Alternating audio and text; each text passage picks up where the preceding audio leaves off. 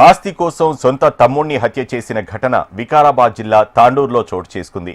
ఇంటి స్థలం కోసం గత కొన్ని రోజులుగా మోసిన్, రెహమాన్ ఇద్దరు అన్నదమ్ముల మధ్య తరచూ గొడవలు జరుగుతుండేవి. ఈ క్రమంలో ఆస్తి విషయంపై మాట్లాడాలంటూ అన్న మోసిన్ తమ్ముడు రెహమాన్ని పిలిపించి ఘర్షణకు దిగాడు. మోసిన్ కోపంతో తన బామ్మర్ది సహాయంతో రెహమాన్పై కత్తితో దాడికి పాల్పడ్డాడు. తీవ్ర రక్తస్రావం కావడంతో రెహమాన్ అక్కడికక్కడే మృతి చెందాడు. సమాచారం అందుకున్న పోలీసులు ఘటనా స్థలికి చేరుకొని మృతదేహాన్ని పోస్టుమార్టం నిమిత్తం ఆసుపత్రికి తరలించారు. అనంతరం కేసు నమోదు చేసుకుని దర్యాప్తు చేపట్టారు.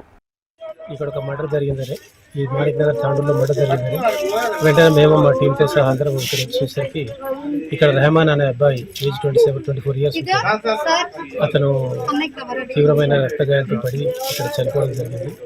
సో వెంటనే మేము ఇక్కడ వచ్చి విచారిస్తే వీళ్ళ బ్రదరగు మోసిన్ అండ్ వాళ్ళ బామ్మర్ది గౌస్ ఇద్దరు కలిసి ఒక హౌస్ ప్రాపర్టీ గురించి ఆ ఇష్యూ గురించి మధ్యాహ్నం కూడా అరౌండ్ 12 o'clock ఆ టైంలో కూడా వచ్చిన పంచాయతీ జరిగింది.